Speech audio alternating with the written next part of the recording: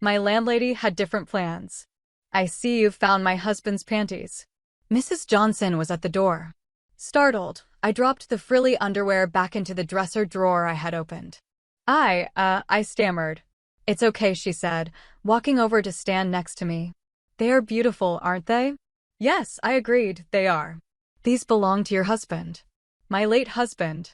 Mrs. Johnson put an arm around my waist, pulling our bodies close together. Mrs. Johnson was beautiful.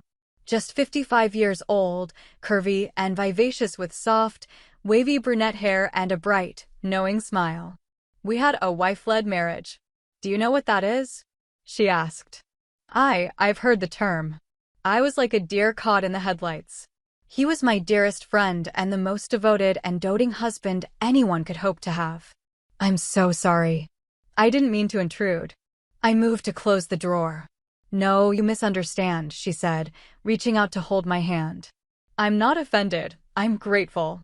I've been keeping these clothes around, his pretty things, in the hope that someday I might find someone who would enjoy wearing them. Enjoy wearing them?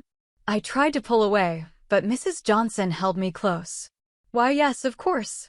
It's a shame that they lie here unused, don't you think? All of these pretty clothes?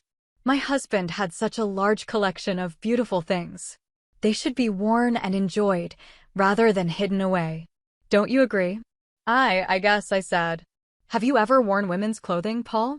Mrs. Johnson looked me straight in the eye. Tell the truth now, I will know if you're fibbing. Damn my inability to lie. I was never like other children who could make up a reasonable falsehood at the drop of a hat. Whenever I tried, I would stammer and sweat and look askance, and it would be obvious even to the most casual observer that I was not being truthful. Yes, I said, finally. Yes, I have. Do tell. My cousin. She spent a week at our house one summer. After she left, I found a pair of her panties under my bed. And you put them on? Not at first, but yeah, eventually. It's nothing to be ashamed of, you know. Mrs. Johnson moved her hand from my waist to my bottom. Suddenly, it was feeling hot in the bedroom. Pretty panties are a delight for women as well as men, she continued. Certain types of men, anyway. She looked directly at me. Men who are not afraid to, well, let's say, to appreciate all that life has to offer. Here, let me give you a tour. Mrs. Johnson opened up each drawer one by one. These were his bras. He loved wearing bras. They made him feel so feminine. Feel this fabric, doesn't it feel delicious? She held up a silky, padded bra. Tentatively, I stroked the inside of the bra cup. Nice, I said, not knowing what else to say. Isn't it? Can you imagine having that next to your skin all day? Cupping your breasts? Now this is your foundation wear. Girdles, corsets, swimsuits, shapewear, and so on. It made my husband feel so secure and put together. And naturally, it helped smooth out certain bulges. She sighed. And here are slips, camisoles, and baby dolls. You know you should feel free to wear any of this. If you want to slip into something special before bed, please do. Mrs. Johnson, I don't think. I tried to protest. Now in the closet, she interrupted, pulling me by the hand into an enormous walk-in closet. We have skirts, blouses, house dresses, formal dresses, and sweaters in those boxes up there. So many shoes. I gasped. They were arranged in tiers, all neatly lined up. Yes, she loved wearing heels. Yes, she. My husband. Naturally, she was a she when she was dressed up. TCH, they're all getting so dusty. Would you be a dear and polish them for me? For me. Mrs. Johnson held my hand and squeezed it warmly. As a favor for me and to honor my late husband? I have no idea how. Oh, I'll help. We can polish them together. I would be ever so grateful. Polish her husband's high heels? Was this what she was really asking me? Yes, I said finally, giving in. Of course. You're such a dear. Thank you so much. Now this entire wall contains your aprons and maid's uniforms.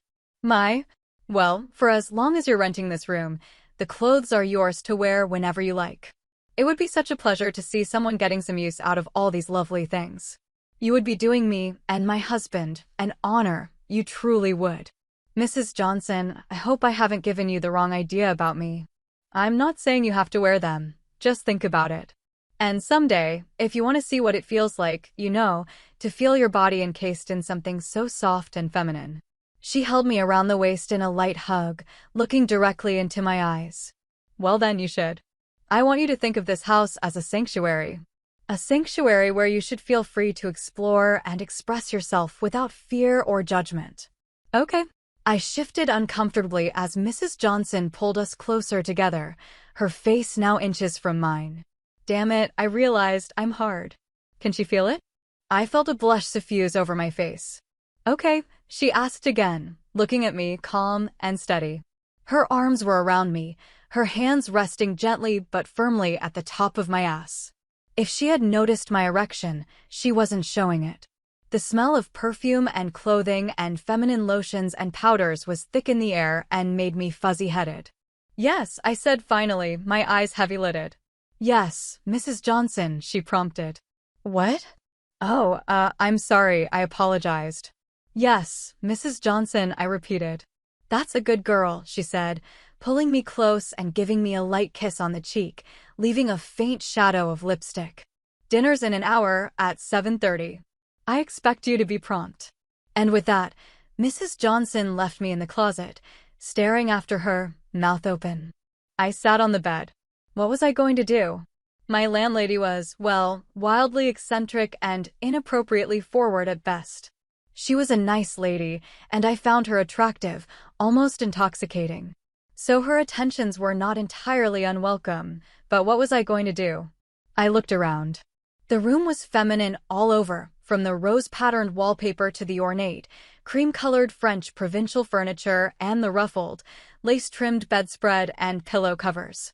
With luck, I wouldn't be here that often or for very long. I had taken a temporary job as an educator at the local industrial museum. Museum jobs are so hard to get, and this was the closest room for rent. I could walk to work, the rent was reasonable, and, as it came with 2 meals a day, room and board, it was impossible to turn down. At least I'll know you're getting healthy, home-cooked meals, my mom had said. But now here I was with a crazy lady. I didn't have a car. She had picked me up at the bus station. We were close to the old mill where I would be working, but otherwise pretty much out in the boondocks. If I moved out, I would have to find someplace else to stay, and then probably get a car or at least a scooter or bicycle or something, and then get a cab to the new place. The dollar signs started multiplying in my head. Was it really so bad, after all? I reasoned to myself. A good-looking older lady, being extra friendly. Was that really so horrible? All I had to do was say no, right? Just toe the line and keep things on a professional level. A strictly landlady/renter relationship. That shouldn't be so hard, right? I got up and unpacked my suitcase. Mrs. Johnson had cleared out the bottom drawer of the dresser for me to use. Jessica's cell phone rang. Mom? Hello, dear. I just called to let you know that the new renter has arrived. He's unpacking upstairs.